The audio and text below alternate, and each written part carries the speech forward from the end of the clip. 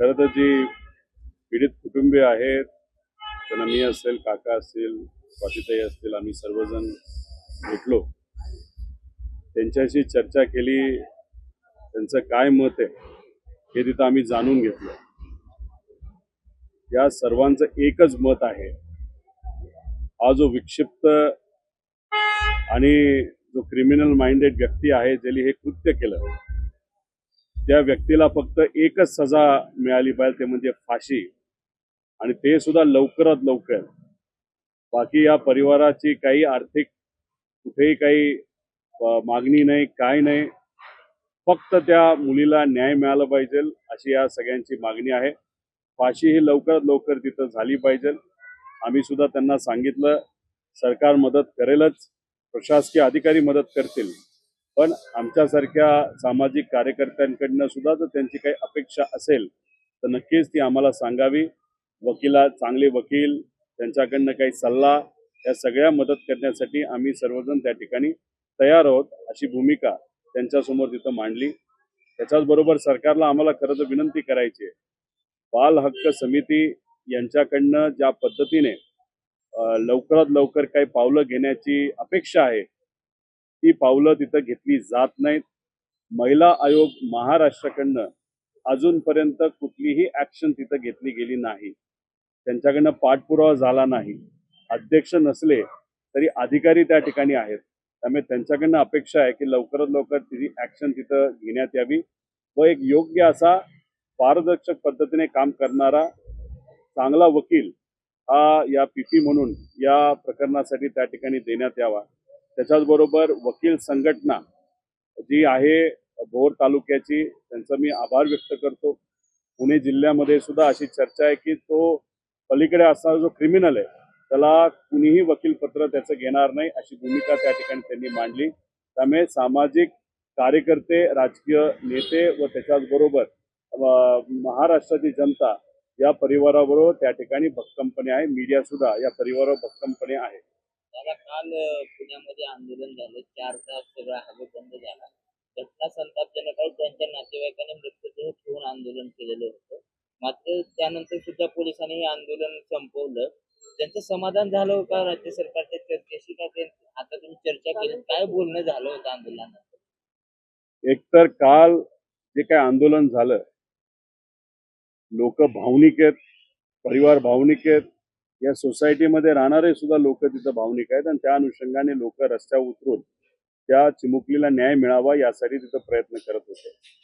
खरं तर पीएम होत असताना सुद्धा बराच वेळ तिथं लागला. ठीक आहे, काही प्रक्रिया असेल त्यामुळे वेळ लागला असावा, पण मग एवढा जर विलंब या ठिकाणी होत असेल, आणि त्याच्याचबरोबर हे सगळे अभ्यासू लोक आहेत, त्यांनी आकडेवारी काढली तर पॉस्को केसमध्ये असू द्या, नाही तर रेपच्या केसमध्ये अशी अनेक उदाहरणं आहेत, नाही तर बहुतांश उदाहरणं आहेत की एखादा क्रिमिनल हा जेलमध्ये जातो आणि काही दिवसानंतर बेलनी बाहेर येतो. मग या चिमुकलेला न्याय कसा मिळणार, अशी लोकांची भावना तिथं होती. म्हणून जेव्हा सकाळी का दुपारी पालकमंत्री सुनेत्रा वहिनी इथं आल्या होत्या, काकी आल्या होत्या, त्यांनी सुद्धा सीएम साहेबांबरोबर या लोकांचं बोलणं करून दिलं. काल सुद्धा संध्याकाळी जेव्हा आंदोलन चालू होतं, बोलणं सुरू करून दिलं.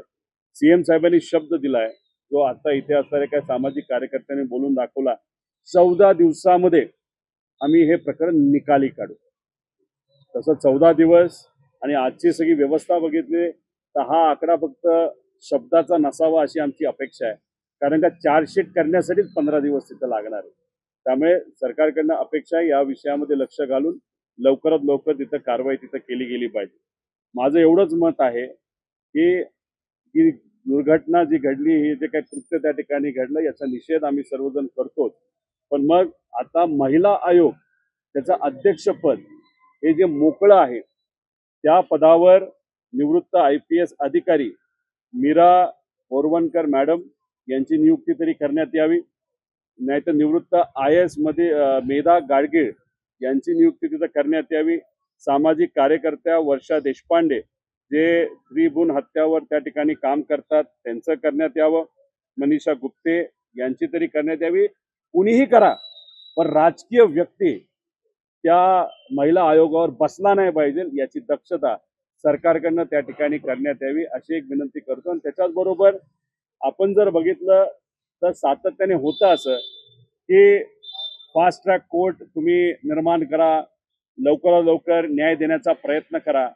पण आजचं जर आपण इथं रूल बुक बघितलं तर त्याच्यामध्ये त्या कायद्यामध्ये कुठेही फास्ट ट्रॅक कोर्टला तिथं प्रोव्हिजन नाहीये, त्याला स्पेशल परवानगी लागते. त्यामुळे आमच्या सगळ्यांची मागणी आहे, लोकांची मागणी आहे, शक्ती कायदा जो अधिवेशनामध्ये पास करण्यात आला होता महाराष्ट्रामध्ये, पण केंद्र सरकारने त्या कायद्याला त्या ठिकाणी नकार दिला, तो परत पाठवला. तो शक्ती कायदा लवकरात लवकर या महाराष्ट्रामध्ये लागू केला पाहिजे, कारण त्याच्यामध्ये फास्ट ट्रॅक कोर्ट हे इनबिल्ड आहे. म्हणजे तिथल्या तिथं लगेचच्या लगेच प्रत्येक केस, पॉस्कोची केस असू द्या नाही तर रेपची केस असू द्या, तिथल्या तिथं त्याला एक रूल बुक आहे. त्याच्याच बरोबर एक कमिटी निर्माण केली जाते या बाबतीतला फॉलोअप करण्यासाठी, आणि बरेच जे काही वेळ आहेत तर तो वेळ मर्यादा या कमी केल्या आहेत तपासापासून सगळ्या. त्यामुळे शक्ती कायदा या महाराष्ट्रामध्ये आणण्यासाठी सरकारने प्रयत्न करावे. आम्ही सुद्धा अराजकीय पद्धतीने त्याला तर आधी पाठिंबा दिलाच होता, याच्या पुढे त्या ठिकाणी पाठिंबा देऊ. काल राष्ट्रीय महिला आयोगाने याची दखल घेतली. राज्यात एवढा संताप झाल्यानंतर राष्ट्रीय महिला आयोगाने घेतली. मग राज्यातल्या सरकारने मुख्यमंत्र्यांनी महिला आयोगाला निर्देश दिले असते, बाल हक्क आयोगाला निर्देश दिले असते. इथला नागरिक आहे. कोपर्डीच्या घटनेला 10 वर्ष झाली.